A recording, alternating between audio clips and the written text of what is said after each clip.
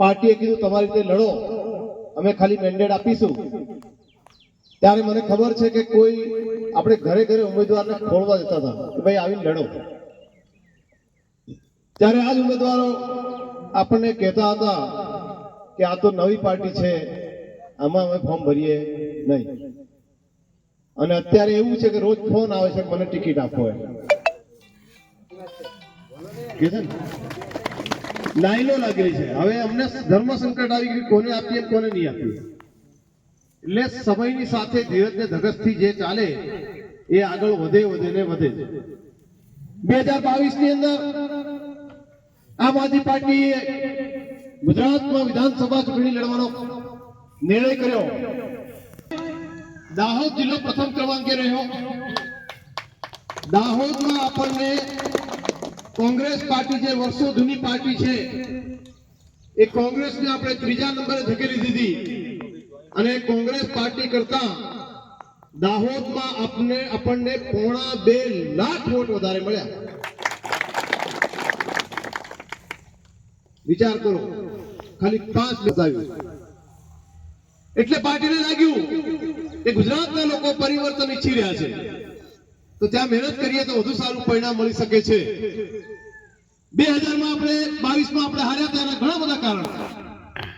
નવી પાર્ટીથી પહેલી વાર લડતા હતા, ઉમેદવારો પણ ક્યાંક ક્યાંક નબળા હતા, ઘણા બધા કારણો. આપણી પાસે બૂથનું સંગઠન નહોતું, આપણો પાયો નબળો હતો. આપણી પાસે પાયાના કાર્યકર્તા, પાયાના નેતાઓ હતા નહીં, કારણ કે જિલ્લા તાલુકા આપણે મજબૂત હતા નહીં. તો પાર્ટીએ નક્કી કર્યું આ વખતે કે આ વખતે કાચું કાપવા. આ જિલ્લા તાલુકાની ચૂંટણીમાં 2022 માં પાર્ટીએ ફક્ત 5 મહિના માટે સેન્ટ્રલ ટીમ મૂકી હતી. આ વખતે પાર્ટીએ ગુજરાતમાં 3 વર્ષ માટે ટીમ મૂકી છે. કેટલા વર્ષ માટે? 3 વર્ષ માટે. આ જિલ્લા તાલુકા જીતાડીને પણ આ ટીમ જવાની નથી. આ જિલ્લા તાલુકા જીતાડીને 2027 માં વિધાનસભાની ચૂંટણી અને જીતીને પછી એ લોકો જવાના છે. એટલે તમારા મનમાં એમ હોય કે આજે અહીં બોલ્યા, કાલથી રાહત ભૂલી જજો. 2027 સુધી આવી જ સભાઓ ચાલવાની છે.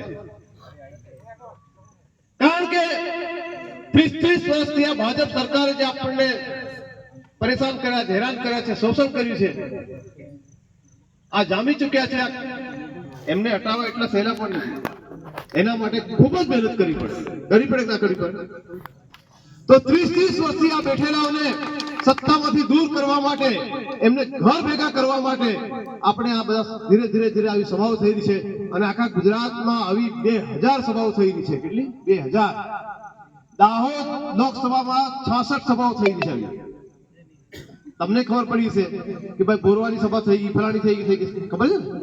અત્યારે આપણે જિલ્લા પંચાયત સીટ વાઇઝ સભાઓ કરી રહ્યા છીએ. 22 તારીખ પછી આવતા મહિનાથી આપણે દરેક તાલુકા પંચાયત ને દરેક ગામમાં પણ આ રીતે સભા કરવાની. દરેક ગામમાં.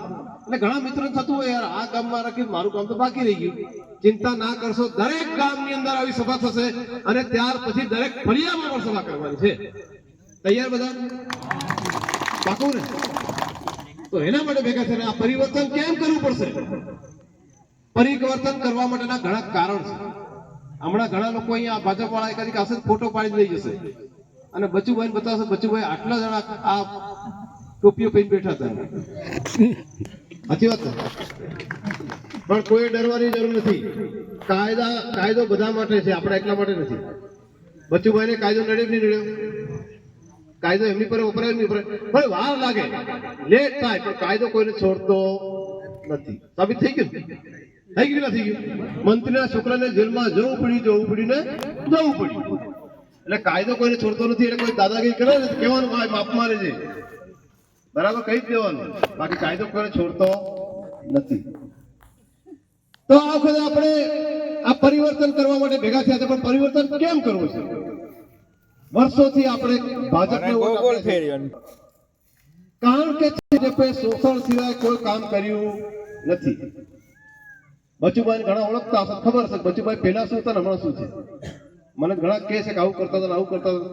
હમણાં તો પેલા કેમ કોઠીઓ ભરેલી. સાચી વાત? ખોટી વાત? બરાબર. એટલે આપણે બધા જાણીએ જ છીએ, કહેવાની કોઈ જરૂર નથી. અને કોંગ્રેસ વાળાએ વેચાવા સિવાય કોઈ કામ નથી કર્યા. કોંગ્રેસ વાળાથી આ ભાજપ હારવાની નથી. કોંગ્રેસ વાળા છેલ્લા 30 વર્ષથી આ ભાજપને હરાવીએ કરે અને ચૂંટણી પતી જાય અને પછી એ પાછા ઠંડા થઈ જાય. કોંગ્રેસ વાળાની કોઈ જગ્યાએ આવી મિટિંગ જોવા મળી હતી ને આખા બારિયામાં, આખા ગુજરાતમાં? એ ત્યાં ગાંધીનગરમાં, અમદાવાદમાં એક મિટિંગ કરે ને કે અમે જીતીશું. અલા ભાઈ, જીતવું હોય તો આ તો ભાજપની સામે જીતવું છે. ભાજપ કોઈ કાચી પાર્ટી તો છે નહીં. એનું મજબૂત સંગઠન છે અને મજબૂત સંગઠન સામે લડવું હોય તો આપણે પણ મજબૂત સંગઠન બનાવવું પડે. તો એના માટે ભેગા છે. અત્યારે જ વિસાવદરમાં ચૂંટણી થઈ ખબર છે? વિસાવદરમાં ચૂંટણી થઈ, ભાજપે કિરીટભાઈ પટેલને ઉભા રાખ્યા, 2-5 હજાર કરોડનો માલિક, અને આપણે ઉતારતા ગોપાલ ઇટાલિયાને પક્કડ ગિરદારી કોઈ પૈસા નહીં મળે. સાચી વાત ને? પણ બંને લડ્યા. ભાજપે એક બૂથ પર 5-5 લાખ રૂપિયા આપી દીધા. એક બૂથ પર 5 લાખ વાપરો, જેટલા હજુ લઈ જાઓ. અને આપણી પાર્ટી વાળાએ પૈસા નહીં આવ્યા પણ ઘેર પ્રચાર કર્યો, ડોર ટુ ડોર. એમાં હું પણ ગયો તો, પેલા લક્ષ્મણભાઈ લોકો પણ બારિયાથી ટીમ આવી હતી. અમે લોકો ઘેર ફર્યા, બસ સ્ટીકરો લગાવ્યા, લોકોને સમજાયા. પરિણામ આવ્યું, વિસાવદરની અંદર 4 વાર તો મુખ્યમંત્રી આવ્યા, ધારાસભ્યોને તાલુકા સીટ પર મૂક્યા. આખું ગુજરાતનું ભાજપ તૂટી પડ્યું તો પણ આમ આદમી વાળાએ એ કિરીટ પટેલને, એ ભાજપને 17,500 વોટથી હરાયા. એટલે પછી આખા ગુજરાતમાં ખબર પડી ગઈ કે આ ભાજપ વાળાને કોઈ હરાશે તો એક જ હરાવશે, અને એ પાર્ટીનું નામ છે આમ આદમી પાર્ટી. કોંગ્રેસ વાળાનું હજુ છે નહીં. એટલે કોંગ્રેસમાં ભૂલે ચૂકે એક વોટ નાખશો તો તમારો વોટ વેડફાશે. હવે નાખવાનો કોઈ મતલબ નથી. કોંગ્રેસ વાળા તો વિસાવદરમાં આપણે હરાવવા માટે ઉભા રહ્યા હતા. એમણે ઉમેદવાર ઉભો રાખ્યો. એના ઉમેદવારને કેટલા વોટ મળ્યા ખબર? 4,000 ડિપોઝિટ થઈ. એટલે આ પતી ગયું કોંગ્રેસ. સાચી ખોટી વાત? બીજું કારણ એ છે કે જયારે ભાજપ વાળા પર પ્રચાર કરવા આવશે, સવારે સામે ભાજપ વાળા આવી પ્રચાર કરે અને કહે છે ભાઈ અમે વોટ લાવો, વોટ આપો, ભાજપને વોટ આપો, આમ કરશું, તેમ કરશું, ફલાણું કરશું, ઢીકણું કરશું. એટલે આપણે ઉભા થઈને કહેવાનું કે ભાઈ 10 વર્ષ 15 વર્ષ પહેલા તમે શું કહેતા હતા કે ગુજરાતમાં આપણી સરકાર છે પણ કેન્દ્રમાં આપણી નથી, એટલે કામ થતા નથી. એવું કહેતા હતા? આવું કહેતા હતા? નહોતા કહેતા?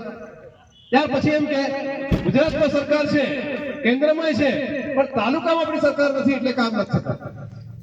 પછી થોડા દિવસ કે પંચાયતમાં કોનું શાસન છે? જોરથી બોલો, કોનું છે? અને દાહોદ જિલ્લા પંચાયત કોની છે? બોલો કોની છે? ડર લાગે ને લાગે? ધાનપુર લાગે. ધાનપુરમાં ગણો. ધાનપુર તાલુકા પંચાયત કોની? દાહોદ જિલ્લા પંચાયત કોની? રાજ્યનું એન્જિન લાગ્યું અને એક દિલ્હીનું એન્જિન લાગ્યું. 5 એન્જિન એમના છે કે નહીં? વચ્ચે કોઈ બીજો છે? 5 જગ્યાએ તમારી સરકાર હોવા છતાં પણ કામ કેમ નથી થતું? આ સવાલ એમને પૂછવો જોઈએ કે ના પૂછવો જોઈએ? આ સવાલ ભાજપ વાળા પૂછવો જોઈએ કે ના પૂછવો જોઈએ? હવે જયારે ભાજપ વાળા સભા કરવા આવે તો કહેવાનું કે ભાઈ અમારા ગામથી લઈને દિલ્હી સુધી સરકાર તમારી જ છે, તમને કામ કરતા કોણ રોકે? એટલે આ વખતે અમારે તમને વોટ આપવા નથી, અમે પરિવર્તન કરવાના છીએ. અને એના માટે ભેગા થયા છે. મારી વાત ખોટી છે? અને 5 એન્જિન, 5 એન્જિન ફેલ થઈ ગયા. તમારું પાણી ખેંચવાનું પેલું એન્જિન મશીન હોય, ફેલ થઈ જાય, એકવાર રિપેર કરે પાછું ફેલ થઈ જાય, એકવાર ફરી રિપેર કરે ફેલ થઈ જાય, તો વારે ઘડી ફેલ થઈ જાય તો શું કરો પછી? એને બંગાળમાં વેચી દો કે વેચી દો? અને બંગાળમાં વેચી અને નવું નકોર એન્જિન લઈ આવો અને એ પાણી ખીચે. તો આ ભાજપના કોંગ્રેસના એન્જિન આવે છે જૂના થઈ ગયા, વેચી દો બંગાળમાં. અને ઓરિજિનલ નવું નકોર આમ આદમી પાર્ટીનું એન્જિન આવી ગયું કામ કરવાનું. તો આ વખતે આ ઝાડુ વાળાને વોટ આપી આપણે જીતાડવાના છે. તૈયાર? મારી વાત વચ્ચે ખોટી પડશે જ કહેજો. આ બચુભાઈ ખાબડના છોકરાઓ જાહેરમાં કહે છે, બચુભાઈ ખાબડના છોકરાઓએ 500 કરોડનું મનરેગાનું કરી નાખ્યું. એ 500 કરોડ કોના હતા? આપણા જ હતા.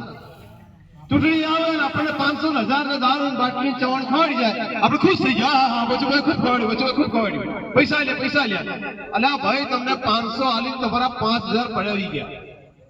સાચી વાત ખોટી વાત? તો આ વખતે ધ્યાન રાખવાનું છે કે આ પૈસા આપીને વોટ આપવા વાળાથી છેતરાવાનું નથી. ભાજપ વાળા 500 રૂપિયા આલે, 5,000 લઈ લો, 500 લઈ લો, 1,000 લઈ લો, તો વાંધો લઈ લેવા, ના નહીં પાડવા, ખોટું લાગે પાછું. પૈસા ની ખોટું લાગે ને? અરે આ પૈસા નથી તો આડો આડો જાય એમ લાગે બરાબર. એટલે કે 500 ત્યાં આવવા દો, સવારે પીઓને ખાઓ પીઓ મોજ કરો. કોંગ્રેસ વાળો હોય કાલવા કે તું આ તો ભેગો ભેગો જતો કે એની પાસે લઈ લે. પણ ચૂંટણીને દાડે જ્યારે મતદાન કરવા જાઓ ત્યારે યાદ રાખજો કે આ ભાજપ વાળાએ 500 કરોડનું કૌભાંડ કરીને અમારા રૂપિયા ખાઈ ગયા છે. આ ભાજપ વાળાને આપણે વોટ આપવાનો નથી. અને આ કોંગ્રેસનો હીરા જોટવા, કોંગ્રેસ પાર્ટીનો પ્રમુખ એ પણ આમાં ભાગીદાર હતો. તો કોંગ્રેસને વોટ આપવાનો નથી. તો આ વખતે આપણે કોંગ્રેસને ભાજપને ગમે એટલું કરે એને વોટ આપવાનો નથી. એની હાથે જાઓ, એના પ્રચારમાં બેહો, એ સભામાં આવો, ખાઓ પીઓ, હો કરવાનું. પણ પેલી વોટ હલવા જાઓ ને એ કોટડીમાં કોઈ જોવા નથી આવતો. અને કોઈ એમ કહેતો હોય ને કે મને ખબર પડી જાય તમે કોને વોટ આપ્યો, તારા બાપને ખબર નહીં પડે કોને વોટ આપીએ પડે કોઈ. તમે કોને વોટ ખબર પડે? એટલે બધી જુઠ્ઠી વાતો છે. કોઈથી છેતરાવાની કે ડરવાની જરૂર નથી. અને આમ આદમી પાર્ટી તમારી સાથે છે. 10 જિલ્લાની દિલ્હી સુધી આપણી પાર્ટીના કોઈ પણ કાર્યકર્તા ઉપર ભાજપ વાળા હાથ લાવશે તો અમે બેઠા, તમે અડધી રાતે ફોન કરજો, અમે આવી જઈએ. કોઈ ટેન્શન ગભરાવાની જરૂર નથી. બરાબર. એટલે કોઈ ડરવાની જરૂર નથી. કાયદો બધા માટે છે, કોઈ એક માટે નથી. તો બીજી એક મિત્રો વાત કરું કે આમ આદમી પાર્ટીને વોટ કેમ આપવાનો, એનું ઉદાહરણ છે 2022 માં આપણા 5 ધારાસભ્ય ચૂંટાયા. હમણાં ગુજરાત વિધાનસભાની અંદર 182 ધારાસભ્ય છે. કેટલા છે? 182. આપણા બચુભાઈ જેવા 182 ધારાસભ્ય છે. આ 182 ધારાસભ્યની અંદર 161 ધારાસભ્ય ભાજપના છે. કઈ પાર્ટીના છે? 182. અને બાકીના 10 કે 11 કોંગ્રેસના છે. આપણા 4 છે. તમે બધા ટીવી જુઓ છો, પેપર વાંચતા હશો.